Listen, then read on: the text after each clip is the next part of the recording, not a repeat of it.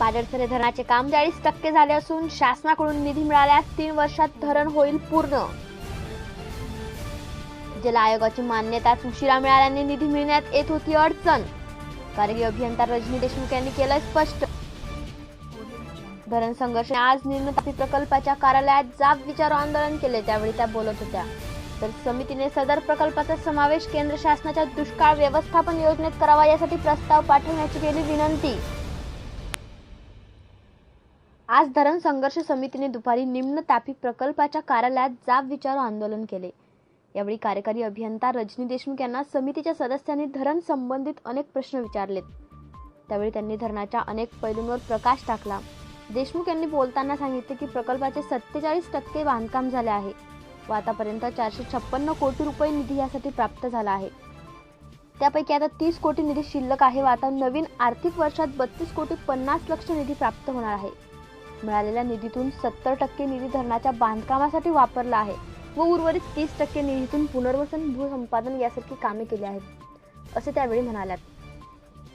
बघूया समितीचे सदस्य आणि कार्यकारी अभियंता यांच्यात काय चर्चा झाली. 2014 पासून आपण साधारण घेऊया.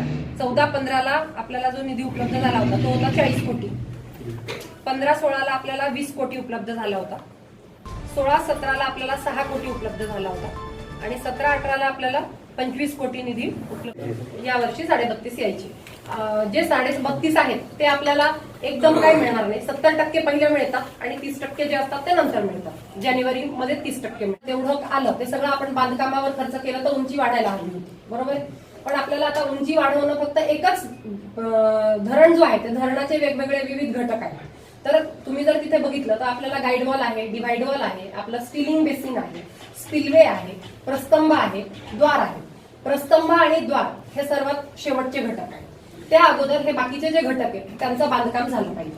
तर तुम्ही म्हणताय त्याप्रमाणे बरोबर आहे. 14 पर्यंत जे होतं ते बऱ्यापैकी धरणाचं काम जे होतं ते फ्लो मध्ये चालू होतं आणि त्याच्यानंतर थोडीशी गती त्याची मंदावली. बरोबर आहे तुमचं म्हणणं. आंदोलन समिती म्हणतात की आम्हाला भरघोष निधी या प्रकल्पाला मिळायला पाहिजे. तर भरघोष निधीसाठी आपल्याला एक महत्वाचा मुद्दा असतो, केंद्रीय जल आयोगाची मान्यता मिळवणे. केंद्रीय जल आयोगाची मान्यता मिळवण्यासाठी आपल्याला वेगवेगळे डिरेक्टरेट्स आहेत, त्या सर्व डिरेक्टरेट्सची मान्यता मिळायला लागते आणि त्याच्यानंतर त्या सगळ्या डिरेक्टरेट्सची मान्यता मिळाल्यानंतर फायनल आपली टेक्निकल ऍडवायझरी कमिटी जी केंद्रीय जल आयोगाची बैठक आहे ती फायनल होते आणि त्याच्यात आपला प्रोजेक्ट पास होतो किंवा नापास होतो, बरोबर. तर ह्या प्रकल्पासाठी हे वेगवेगळे जे केंद्रीय जल आयोगाची मान्यता 98 पासून हे काम चालू होतं, त्याला आपल्याला 2018ला ही मान्यता मिळालेली आहे. 28/8/2018 रोजी केंद्रीय जल आयोगाची टेक्निकल ऍडवायझरी कमिटीची मीटिंग झाली आणि त्या मीटिंगमध्ये आपल्या प्रोजेक्टला केंद्रीय जल आयोगाची फायनल अंतिम मान्यता मिळाली. त्यानंतर आपण जे म्हणतायत की भरघोष निधी मिळायला पाहिजे, तर भरघोष निधी जे काही राज्य शासनाचा जो बजेट आहे त्याच्यातून असं एखाद्या प्रकल्पाला जास्तीचा निधी देऊ शकत नाही. त्याच्यासाठी बॅलन्स्ड ग्रोथ प्रत्येक रिजनची व्हावी म्हणून त्याच पद्धतीने आपल्याला निधी मिळत असतो. परंतु आपल्याला प्रकल्प हा कुठल्या ना कुठल्या केंद्रीय जल आयोगाची जी योजना असते त्याच्यात टाकावा लागतो आणि त्याच्यात जेव्हा आपला प्रकल्प जातो त्याच्यानंतरच त्याला एक रकमी निधी मिळू शकतो. आता आपल्याला जेव्हा हे मिळालेलं आहे त्याच्यानंतर आता आपले प्रयत्न सुरू झालेले आहेत कुठल्या ना कुठल्या योजनामध्ये प्रकल्पाला समावेश करण्याचे. जेव्हा कुठल्या प्रकल्पात त्याचा समावेश होईल त्याच्यानंतर आपल्याला एक रकमी निधी उपलब्ध होऊ शकतो. की जे काही निधी उपलब्ध झालं ते सगळं आपण बांधकामावर खर्च करू शकत नाही. ते जे काही आपल्याला कामापोटी निधी मिळतं त्याच्यातून आपल्याला भूसंपादनही करावं लागतं, त्याच्यानंतर आपल्याला त्याचं पुनर्वसनही करावं लागतं. तर आता आपण बघितलं असेल तर मागच्या 4 वर्षात सात्री, दुपे आणि विचखेड हे जे 3 गावं आहेत त्या 3 गावांचं पुनर्वसन चालू आहे. त्यातलं दुपे जे आहे ते आपण आता 2 महिन्यापूर्वी हँडओव्हर केलेलं आहे, पाडळसे हँडओव्हर केलेलं आहे. विचखेडा आणि सात्री ह्या दोघांचं काम आपलं सध्या सुरू आहे. 4 वर्षात आपल्याला जो निधी मिळाला त्याचा किती % बांधकामाकरता वापरला गेला? बांधकामासाठी आपण 60 ते 70% वापरलेला. 60 ते 70% आपण 2751 कोटी जे आहे हे जे काही आहे हे पूर्ण आपल्याला प्रकल्प पूर्ण करण्यासाठी लागणार आहे. आपलं काम जे आहे आपण ते केंद्रीय जल आयोगाला लिहून दिलेलं आहे की आपण 47% काम पूर्ण केलेलं आहे. आपल्याला जर का धरण 4 वर्षात कंप्लीट करायचं तर दरवर्षी आपल्याला 350 कोटी पाहिजे असं आपलं डिमांड आहे. पण हे तेवढंच खरं आहे की राज्य शासनाकडे एक रकमी आपल्याला 350 कोटी मिळणार आहे. जर का म्हणाल तर आतापर्यंत धरणावर जानेवारी 19 पर्यंत 456 कोटी खर्च झालेला आहे. आज आपण प्रधानमंत्री कृषी सिंचन योजनेची जे काही आहे म्हणणं ड्रॉट मॅनेजमेंट ते 16ला आपण 16ला बसू शकत नाही आणि बोलले परंतु ते डोळ्यासमोर ठेवून 20 सप्टेंबर 2018 नंतर या प्रोजेक्टला त्याच्यामधून निधी मिळावा असा काही प्रश्न आपल्या डिपार्टमेंटकडून झालेला आहे. आपल्याला आपलं म्हणणं योग्य आहे. 20 सप्टेंबर 2018 आपल्याला मिळाल्यानंतर लगेच आपण प्रस्ताव पाठवला आणि लगेच तो इन्कॉर्पोरेट होईल असं होणार. आपल्याला जर का माहिती असेल तर त्याच्या अगोदरच आपलं जे केंद्रीय जल आयोगाची मान्यता मिळाली त्याच्या साधारण 15-20 दिवस अगोदरच कोणते कोणते प्रकल्प कुठल्या योजनांमध्ये समावेश करायचं ते डिक्लेअर झालेलं होतं. तो डिक्लेअर झालेला होता. मला तसं पत्र दिलं होतं की ह्याचं जे समावेश आहे ते बळीराजा संजीवनीमध्ये होण्यासाठीचा प्रस्ताव पाठवा. त्याच्यामुळे आम्ही ते पाठवलं. शासनाने आम्हाला जे डिरेक्शन दिले त्याप्रमाणेच आम्ही त्याची वाटचाल करणार.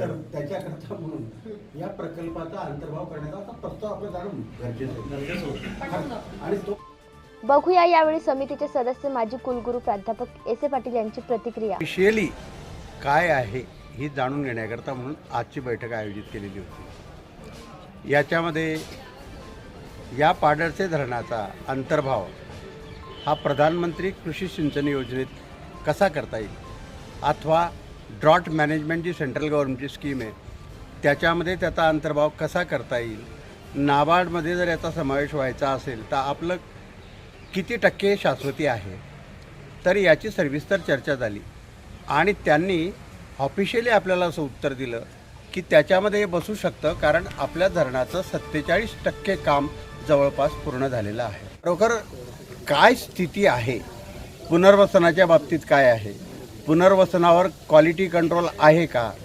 धरणाची उंची का वाढत नाही, ती वाढण्यासाठी म्हणून आपण काय प्रयत्न करत आहात, आलेल्या निधीचा विनियोग बांधकाम आणि पुनर्वसन किती % झालेला आहे.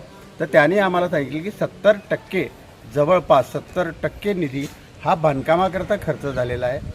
प्रस्तंभ आणि गेट हे एकाच वेळेला होऊ शकतील. त्याच वेळेला पाण्याची पातळी वाढू शकते आणि पाण्याची पातळी ज्या वेळेला वाढेल त्यावेळेला पुनर्वसन पहिल्यांदा ते झालेलं असलं पाहिजे. म्हणजे पुनर्वसनाला प्राधान्य हे दिलंच जातं आहे आणि सायमल्टेनियसली धरणाचंही काम ताबडतोबीनं त्या आठवड्यात सुरू होतं आहे असं त्यांनी आम्हाला सांगितलं. पाहूया कार्यकारी अभियंता रजनी देशमुख काय म्हणाल्यात.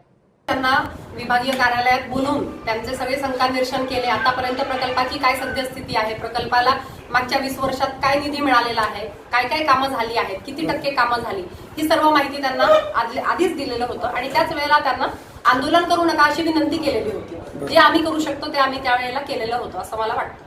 लोकप्रतिनिधींनी सुद्धा त्यांनी आम्हाला मदत केलेली आहे. आता 7 तारखेला जलसत्याग्रह करणार, मग त्याच्या बाबतीत काही चर्चा झाली, तुम्ही त्यांना काही आश्वासन काही बोलले का त्याच्या बाबतीत? जल सत्याग्रह करू नका एवढं आम्ही त्यांना विनंती केलेली आहे. धन्यवाद. 7 मार्च रोजी धरण क्षेत्रात संघर्ष समिती जलसत्याग्रह आंदोलन करण्यावर ठाम आहे. धरण संघर्ष समितीने उग्र रूप धारण केले असून येणाऱ्या काळात शासन कशा पद्धतीने आंदोलन शांत करते हे पाहणे औत्सुक्याचे ठरेल. या प्रसंगी धरण समितीचे अध्यक्ष सुभाष चौधरी, प्राध्यापक S A Patil, Prashant Bhadane, Sunil Patil, Yogesh Patil, Ranjit Shinde, S M Patil यांच्यासह अनेक सदस्य उपस्थित होते.